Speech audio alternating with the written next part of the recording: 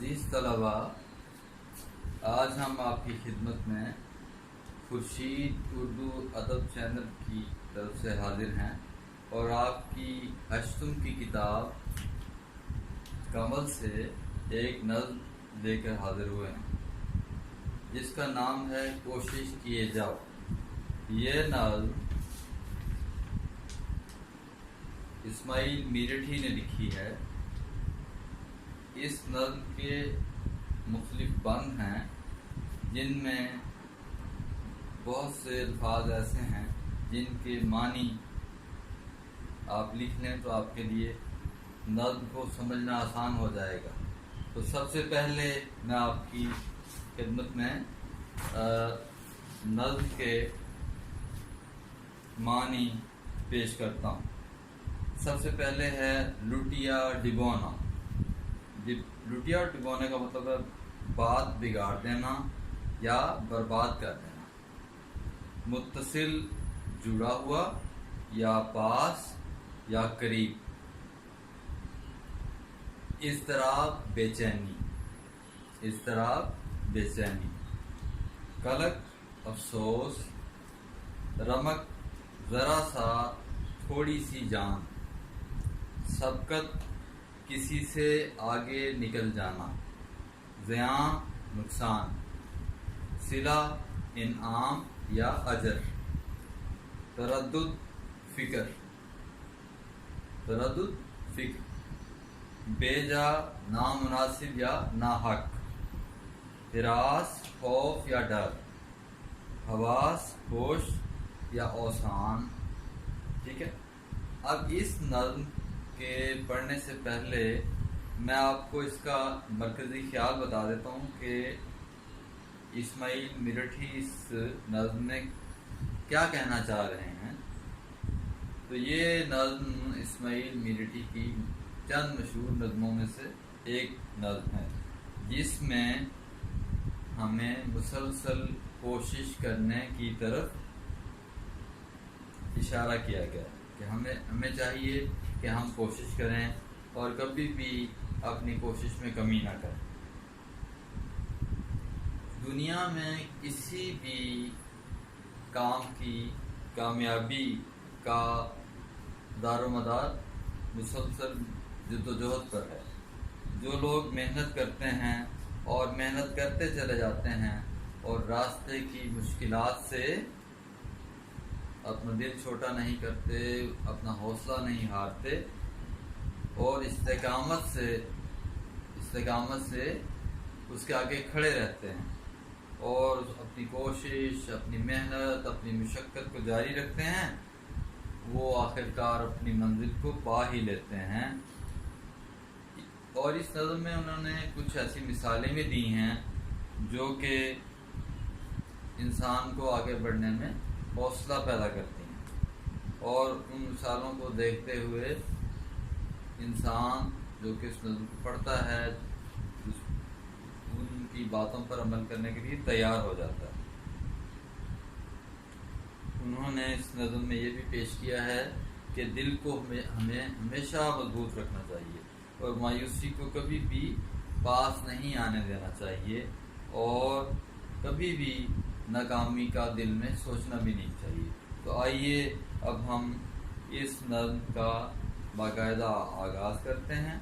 اس لیے آپ کو میں نے پہلے مرکزی خیال بتا دیا ہے تاکہ آپ کو نظم کے بند پڑھنے میں اور سمجھنے میں آسانی ہو۔ ٹھیک ہے، اور مشکل الفاظ بھی آپ نے نوٹ کر لیے ہوں گے۔ تو پہلا بند ہے دکان بند کر کے رہا بیٹھ جو، تو دی اس نے بالکل ہی لٹیا ڈبو، نہ بھاگو کبھی چھوڑ کر کام کو، توقع تو ہے خیر جو ہو سو ہو، کیے جاؤ کوشش میرے دوستو۔ اب آپ کو یہ معلوم ہے کہ جب امتحان ہوتا ہے تو اس میں جو اشعار دیے جاتے ہیں ان اشعار کے بارے میں سوال یہ ہوتا ہے کہ ان اشعار کی تشریح کریں، لیکن ساتھ ساتھ نظم کا نام بھی لکھیں کہ یہ اشعار کہاں سے لیے گئے ہیں، اور ساتھ ساتھ شاعر کا نام بھی وہ پوچھتے ہیں کہ شاعر کا نام بھی لکھیں. تو اس سلسلے میں اسے کہا جاتا ہے حوالہ. تو اس سلسلے میں آپ نے یہ کو بتانا ہے، لکھنا ہے کہ یہ نظم یہ اشعار کوشش کیے جاؤ سے لیے گئے ہیں اور اس کے شاعر اسماعیل میرٹھی ہیں. ٹھیک ہے، تو اس کی تشریح پھر آپ نے لکھنی شروع کر دینی ہے. الفاظ کے معنی انہوں نے نہیں پوچھے ہوتے، آپ نے الفاظ کے معنی میں نے جو آپ کو لکھوائے ہیں وہ آپ کو اس لیے لکھوائے ہیں تاکہ آپ کو اشعار کے سمجھنے میں آسانی ہو جائے. ٹھیک ہے، تو یہ پہلا جو بند ہے اس میں شاعر نے ہمیں یہ کہا ہے کہ ہمیں مشکل وقت سے کبھی بھی نہیں گھبرانا چاہیے، اور انہوں نے ہمیں ایک مثال دی ہے، دکان کی مثال دی کہ اگر کوئی دکاندار ہمت ہار کے بیٹھ جائے اور دکان بند کر دے کہ نہیں میرا تو کاروبار نہیں چلے گا، مجھ سے لوگ خریدنے کے لیے نہیں آئیں گے، میری چیزیں پڑی رہیں گی، یعنی پہلے ہی وہ اپنے دل میں یہ طے کر لے اور وہ اپنے دل میں یہ مایوسی کی دنیا بسا لے کہ بے روزگاری جنسی ہے وہ عام ہوتی جا رہی ہے، میرے پاس کون آئے گا کوئی چیز لینے کے لیے، تو وہ اپنی دکان جنسی ہے مایوس ہو کے بند کر کے گھر آ کے بیٹھ جائے گا، تو اس میں اس کا ہی نقصان ہوگا. تو دی اس نے بالکل ہی لٹیا ڈگو، تو اس نے سارا کاروبار ہی تباہ کر لیا، اپنی ساری کی ساری جنسی ہے امیدوں پہ پانی پھیر دیا ہے. اس نے خدا پہ بھروسہ نہیں کیا بلکہ اپنے کام کو خود برباد کر لیا ہے. اور پھر اس نے کہا، آگے شاعری کہتا ہے، نہ بھاگو کبھی چھوڑ کر کام کو، کہ کام کرنا چاہیے، ہمیں ہر وقت محنت کرنی چاہیے اور مسلسل کام کرتے رہنا چاہیے. اس دکاندار کی طرح نہیں کرنا چاہیے جو کہ مایوس ہو کے گھر آ کے بیٹھ جاتا ہے اور پریشان ہو جاتا ہے. جو رزق اللہ نے اس کو دینا ہے وہ ظاہری بات ہے کہ اگر وہ کام کرے گا، حرکت میں برکت ہے، اگر وہ حرکت کرے گا کچھ دکان کھولے گا، لوگ اس کے پاس آئیں گے، اسے چیزیں لیں گے اور وہ آخرکار گھر میں کچھ لے کر ہی جائے گا اور اپنے بیوی بچوں کا پیٹ پالے گا اور ان کو گھر میں کھانے پینے کے لیے چیزیں بھی لا کے دے گا. تو نہ بھاگو کبھی چھوڑ کر کام کو، توقع تو ہے خیر جو ہو سو ہو، توقع امید کو کہتے ہیں. تو پھر وہ یہ کہنا چاہتا ہے کہ اس بند میں شاعری کہہ رہا ہے کہ کبھی بھی ہمیں کام کو چھوڑ کر نہیں بھاگنا چاہیے، کام سے فرار نہیں کرنی چاہیے، بلکہ کیا کرنا چاہیے، ہمیں کام کرنا چاہیے. یعنی کام سے مراد ہے کہ محنت کرنی چاہیے، مشقت کرنی چاہیے، راستے کی مشکلات سے کبھی بھی مایوس نہیں ہونا چاہیے. توقع تو ہے، ہمیں امید کرنی چاہیے، آگے اللہ پہ چھوڑ دینا چاہیے، خیر مانگنی چاہیے اللہ تعالیٰ سے، خیر جو ہوگا سو ہوگا، لیکن ہم نے اپنی محنت کرتے چلے جانا ہے. اور اس کے لیے آخری جو لائن آخری نصرت میں کہا ہے کہ کیے جاؤ کوشش میرے دوستو. وہ ہر ایک بند کے آخر پہ یہی ہمیں تلقین کیے جائیں گے کہ ہمیں اپنے مقصد کو حاصل کرنے کے لیے کوشش کرتے رہنا چاہیے. اگر طالب علم ہے تو اس کو محنت کرنی چاہیے، اگر وہ کوئی مزدور ہے تو اس کو پھر بھی محنت کرنی چاہیے، سارا دن محنت کرے گا تو وہ پھر جا کے کچھ حاصل کر کے گھر میں لے کے جائے گا. ٹھیک ہے، تو اگلا بند پڑھتے ہیں. جو پتھر پہ پانی پڑے متصل، تو بے شبہ گھس جائے پتھر کی سل.